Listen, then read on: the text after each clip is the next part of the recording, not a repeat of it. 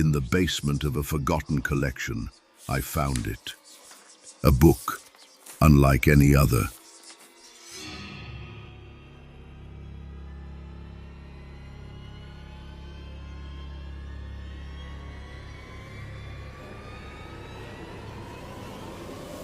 Welcome, dear souls, to Tales of the Tattered Book. My name is Balthazar Callis. I am your host, the keeper of this book, bound to it since the night it revealed itself to me. When its pages hunger for voice, this cursed tome opens and chooses how its stories should be told. I am simply its voice. Tonight, the book has opened again, and as always I remind you, once a story begins, it must be heard to its end. Are you ready to listen? Tonight, the book speaks of Dr. Marcus Hendricks, the first human to see them. Massive, ancient, millions of eyes watching in judgment, millions of wings hovering above our cities, marking the chosen for ascension. Or so we believed, until the symbols revealed their true purpose. Prepare yourself for the Watchers above. Let the story begins.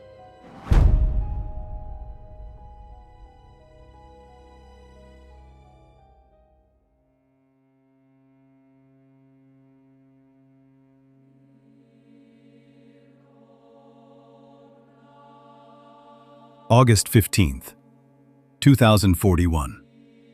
Palomar Observatory, 3:47 a.m.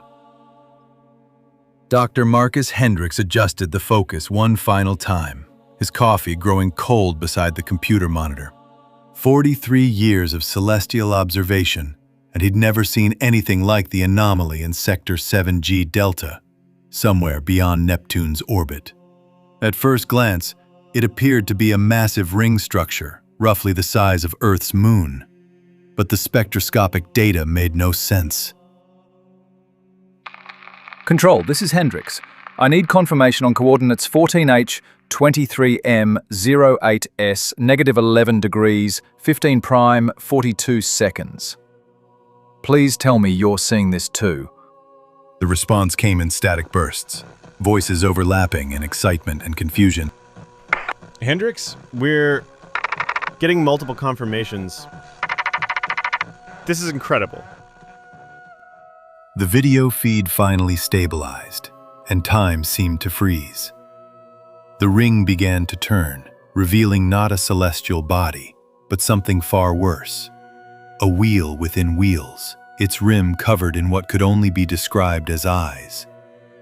Thousands upon thousands of them, each one the size of a crater, clustered so densely that they formed a honeycomb of cosmic horror, all turning to look directly into his telescope. A sound, not heard but felt, a frequency that resonated in bone and metal alike, filled the observatory before Marcus Hendricks, respected astronomer, father of two, began to scream.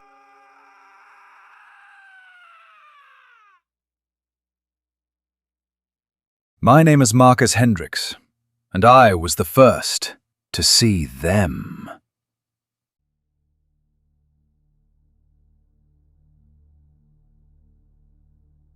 March 3rd, 2043. New Haven Collective, former Rockford.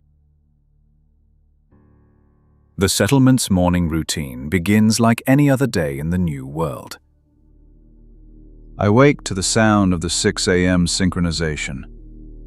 Every electronic device in the settlement hums in perfect unison for exactly 37 seconds. Phones, radios, the few working computers, even digital watches. It's how we know they're still watching.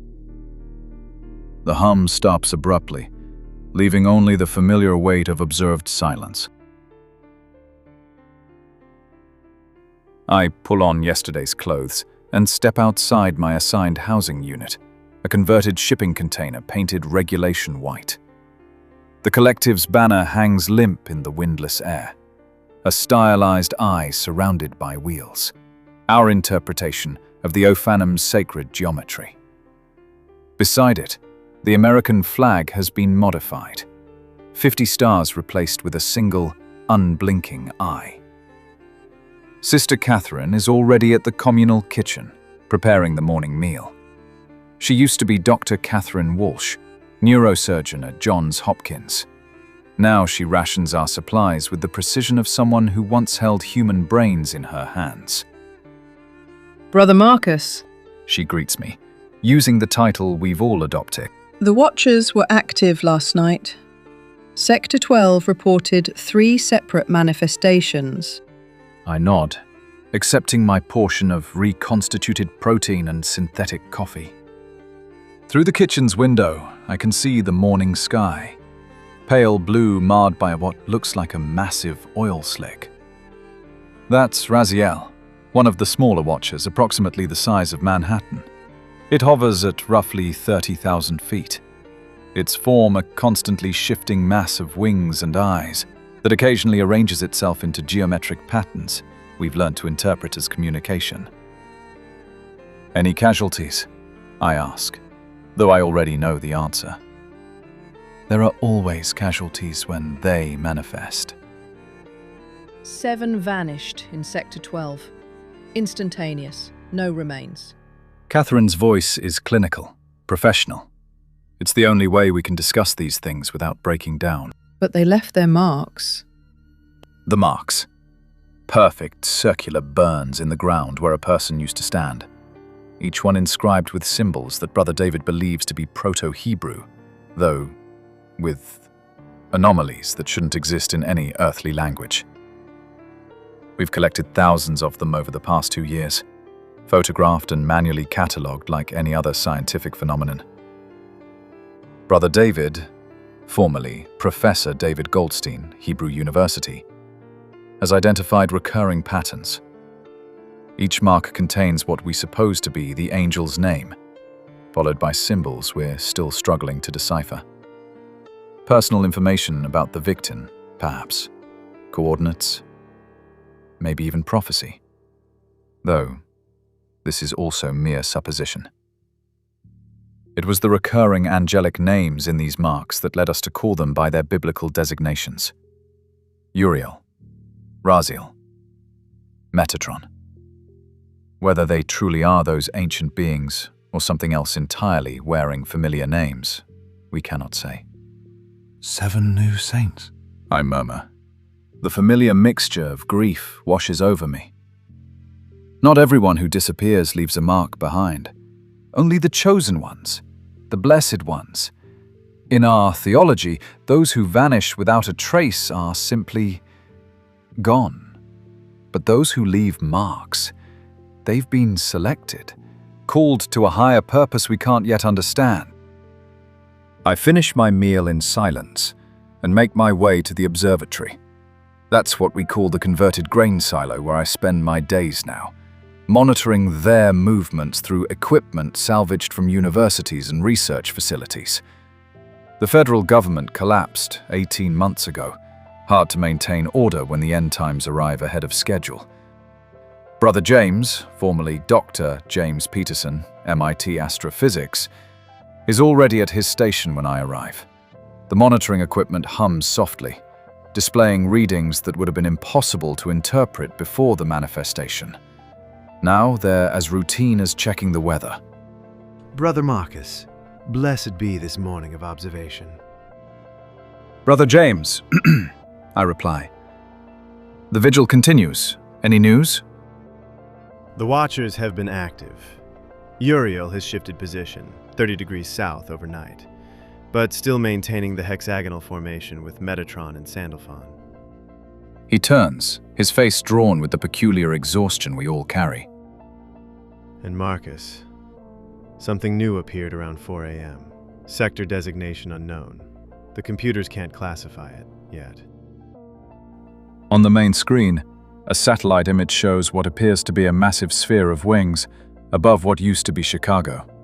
Thousands of them, constantly shifting and rearranging themselves. Father Benedetto has requested your presence. He waits for you in the chapel. This Chicago formation.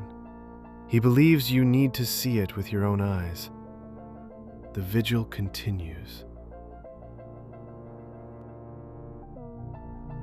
The chapel used to be the settlement's grain storage facility. Now it houses our most sacred artifacts. Fragments of technology that stopped working normally after the manifestation. Items that seemed to develop their own relationship with the Watchers. Television screens show eyes even when unplugged, their dead surfaces reflecting pupils that track movement. Radio units whisper in Proto-Hebrew, creating a constant litany of alien prayer that echoes through the converted space. The walls are lined with photographs of the marked, organized by angel designation. Each image shows them as they were in life. Smiling, ordinary people who have now ascended to sainthood through divine selection. Raziel's saints take up an entire wall. And there, standing before our most sacred altar, is Father Benedetto. The altar is built around the telescope I was using that night at Palomar, smaller than the great instrument there, but the one through which I first saw them. Beside it sits our settlement's own telescope, its surface now covered in Proto-Hebrew inscriptions that appeared after the manifestation, transforming it into something between scientific instrument and religious artifact. Brother Marcus, He says, gesturing to the setup. our sacred instrument calls to you again. Father Benedetto was always a priest. Before the manifestation, he was Monsignor Antonio Benedetto, a cardinal and a Vatican astronomer. When the Church issued its official statement denouncing the Watchers as demonic deceptions, he left Rome and joined us. Now he teaches what we've come to understand. We are the blessed remnant, chosen by the Watchers to witness their great work. The new formation over Chicago, I say. James told me you wanted to discuss it. Not discuss. Witness. Something has changed, Marcus. The patterns they're forming, they're accelerating. And this new one, He pauses, studying my face. it's different. It's looking back. I feel that familiar dread settle in my stomach. The same sensation I've carried since the first time I saw them. For 2 years, the Watchers have maintained their positions, appearing and disappearing according to schedules we could at least partially predict. But changes in their behavior always meant escalation. I learned that the hard way when Sandalphon's pattern shifted 18 months ago. Sarah and Emma were in our backyard when it happened. I watched from the kitchen window as they simply stopped. Then light consumed them, not burning but transforming.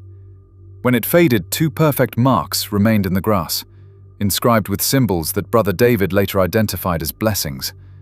At the time, I felt only devastating loss. Now, in my deepest shame, I understand it was divine selection. They were called to sainthood, while I was left behind.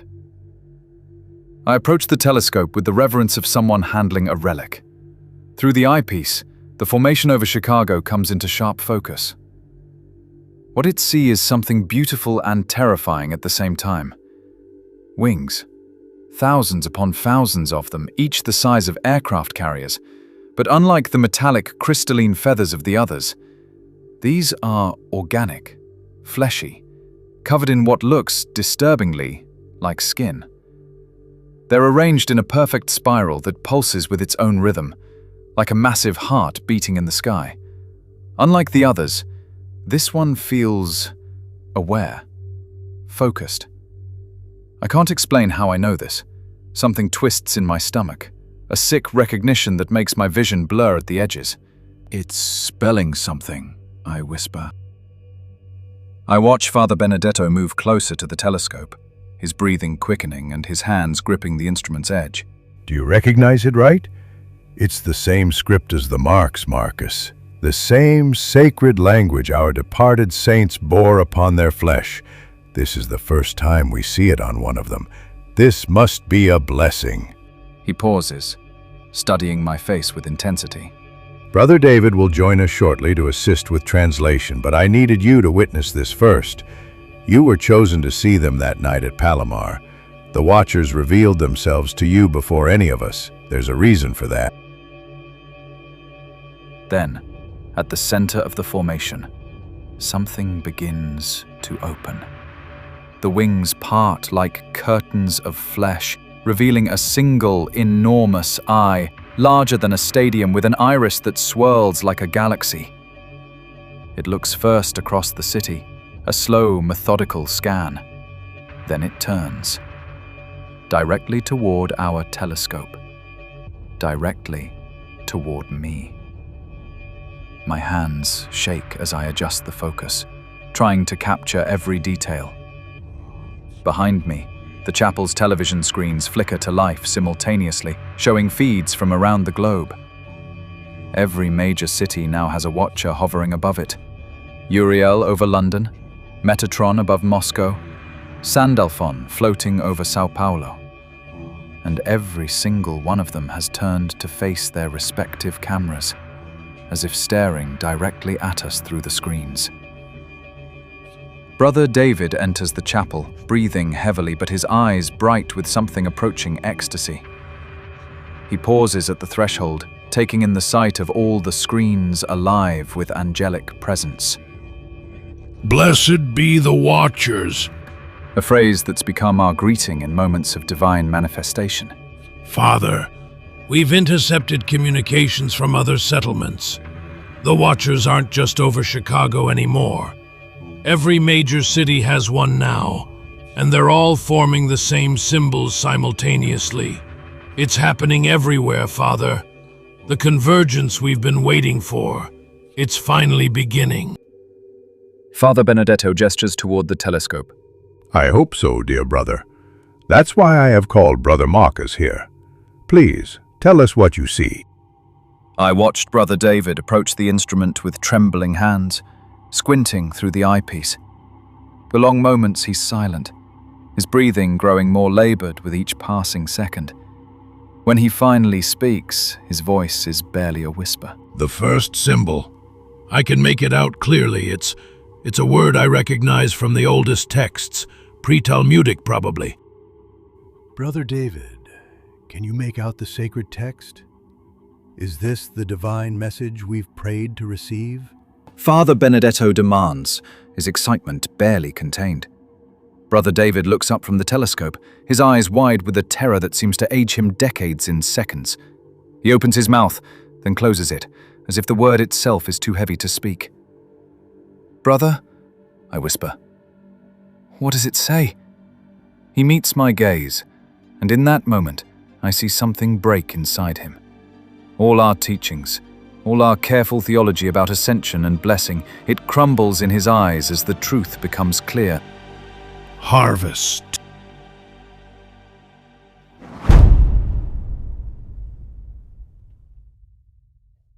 And so, dear listeners, we close the blood-stained pages of The Watchers Above, leaving Marcus to face the terrible weight of cosmic revelation. Remember, when heaven's armies gather above our cities, they come not as saviors, but as reapers. In the vast, uncaring cosmos, we are not the children of God. We are merely crops awaiting the harvest. If you dare to delve deeper into these eldritch mysteries, subscribe to our podcast, leave a rating and review, and whisper of our tales to others. Your engagement feeds the book, fueling the terrors yet to come. Until next time, and may your nights be sleepless and your dreams unsettling.